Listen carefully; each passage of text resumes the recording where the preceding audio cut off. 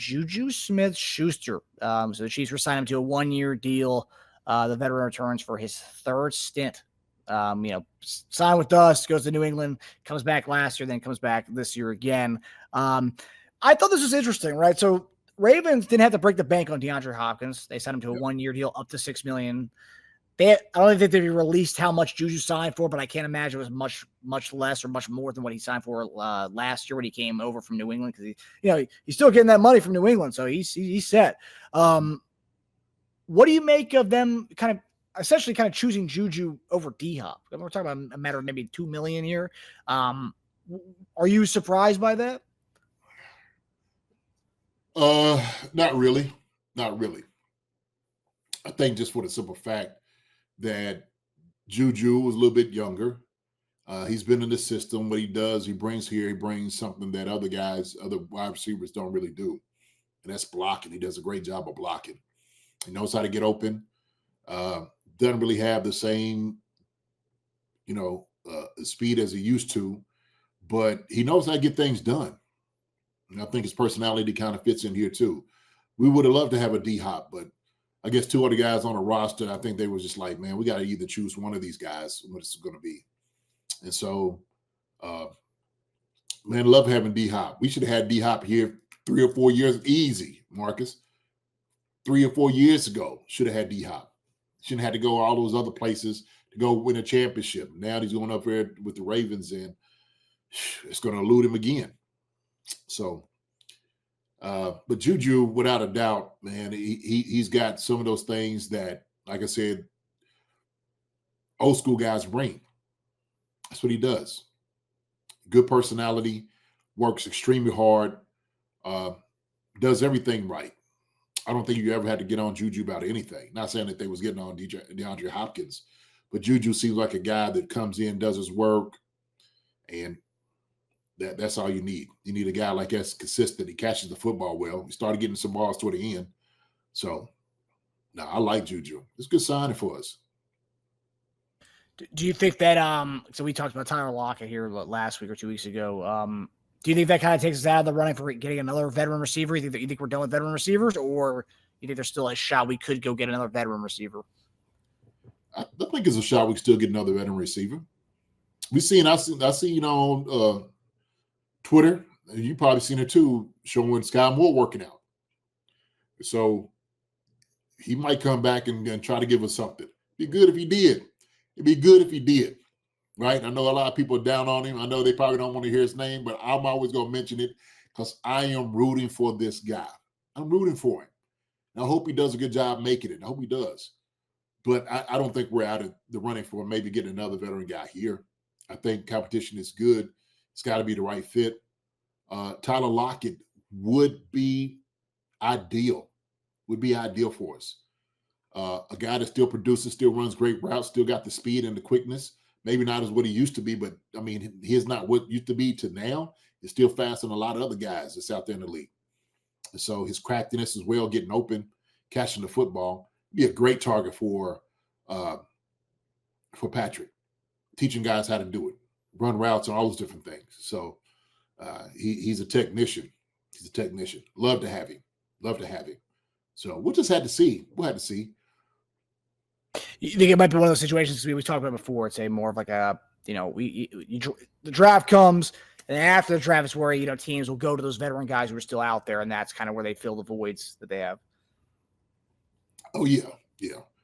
And especially if he's sitting over here, he's like, you know what, I'm going to take some time. Take a little time to kind of figure this thing out. He don't have to be anywhere anytime soon. So I think for him, he's gonna let it all play out. He's got the time doing that. I'm sure teams have reached out too. So it takes some time. The guy makes a decision like this. Yeah. Yeah, and I'm happy at the very worst case, you have Juju, and obviously I know he's had his injury concerns and whatnot, but at least you have that veteran in the room, and he won't be relied upon that much. You got Rice, you got Worthy, you got Hollywood, so you have those three. So you're set. You're not going to be going to Juju all year long like we kind of had to for a little bit last year, and then he got hurt. People are asking about the receivers. They're free agents still. There's a lot of good veterans out there, and we were getting asked about Keenan Allen. But Stephon Diggs, Keenan Allen, Amari Cooper, Brandon Cooks, Deontay Johnson, Tyler Lockett, Robert Woods, Josh Reynolds, Nelson Aguilar, DJ Chark, Tyler Boyd are all free agents currently. So a lot of good names out there still. Good names, man. A lot of good names. A lot of older guys. Like you said, they're older guys. Yep. But all those names can produce. They could get you something. They could bring you some better than others for sure. What do you think about Keenan Allen? I've seen a lot of people in the chat saying Keenan Allen. What do you think about his fit with us? I think if you utilize it. Joker's hamstrings is like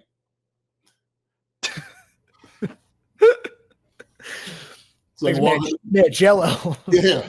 It's like walking in the building. Boom! Oh, yeah. Come to the side. No, I ain't gonna make fun of Keenan Allen like that.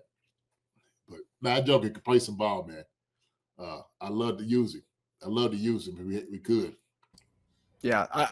Keenan Allen, if you watch those Bears games last year, dude, may not be the fastest guy in the world, but man, he can run some routes and he gets open just pure off of his route running. I mean, he sells them like nobody's business. I have him in fantasy too. He was great. He was great. Like a solid 8 to like 16 every week. That's what you're getting from him. Yeah. Yeah. And also him and Kelsey in the middle of the field together. Ooh, rub route action. Yeah. That Joker's hamstring made like paper mache though. You hear Silver ripping.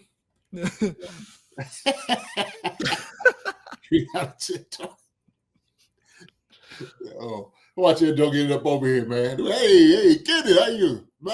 No, listen. Hey, no, we would love to have it. Love to have it.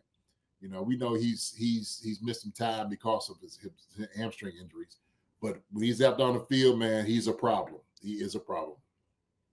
Yeah, I will say from a durability aspect, I wouldn't want Keenan Allen because we just talked about Juju. Juju just have his own issues as well, as far as injury wise. And I would Tyler Lockett, like we talked about last week, talk about a guy who's durable as heck. That's a guy who's durable. And we would be asking him to be a number 2 or number 3. We'd be asking me to be a number 4 receiver for us. So I think that would be the guy I would want. Obviously, we talk about the connections, but as far as durability wise, at that kind of position that we're going to be having him, I want a durable guy because I don't want to have to, imagine how we spring him in, then he gets hurt. Keenan Allen gets hurt, and Juju gets hurt. It's like we never brought in any receivers at that point if that were to happen. But even like a Keenan Allen that's healthy, dangerous. Oh, for sure. Dangerous. That's one thing, man. We just got to make sure we bring a sucker on, some pillows.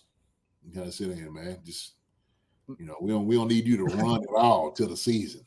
Okay. Allen is Doctor's best friend.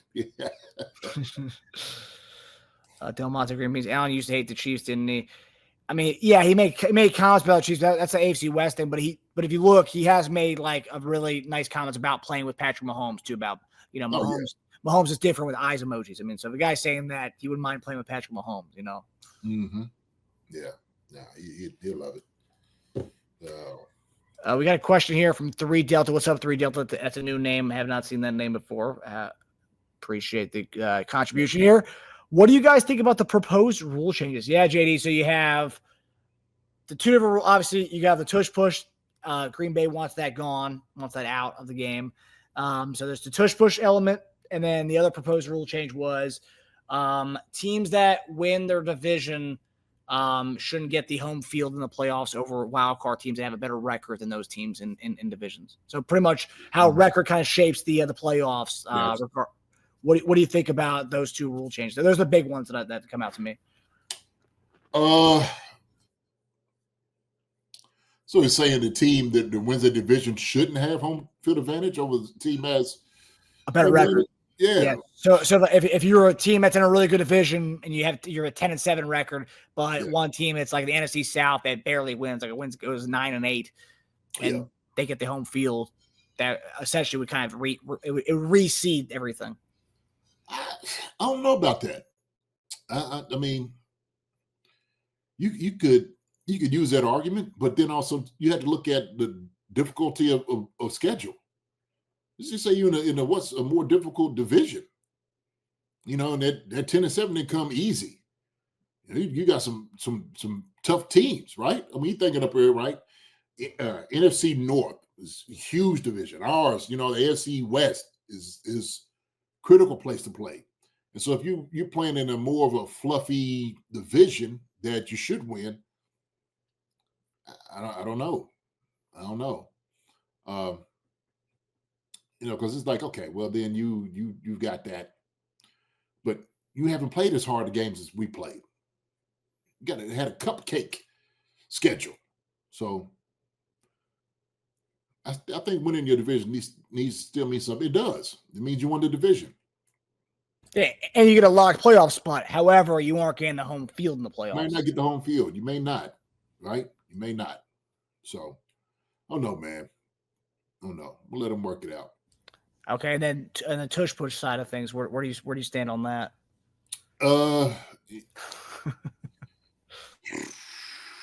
For me, I think you should stop them.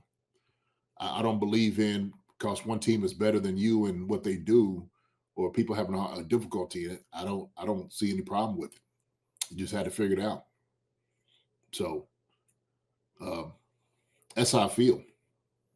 Look at it as a challenge. That's what you should do. Try to figure it out. You're going to play the Eagles, trying to figure it out. Because even though they utilize that play, get some first downs and maybe touchdowns and stuff like that, you have 60 minutes to do everything else to stop them. Okay? You should try to, whatever it is, to make sure they don't get in that situation. But I don't know. I think they had to do a much better job as far as the referees to make sure nobody's jumping off sides and nobody's. That's one thing you had to do.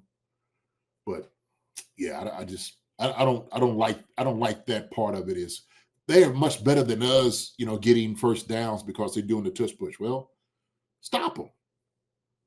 You can do the tush push. Use it at practice. Okay, your own version of it. So that's how I feel. And then at Lions, I'm seeing Witchy, I believe, said that the Lions proposed an overtime rule change, which I'm not seeing that.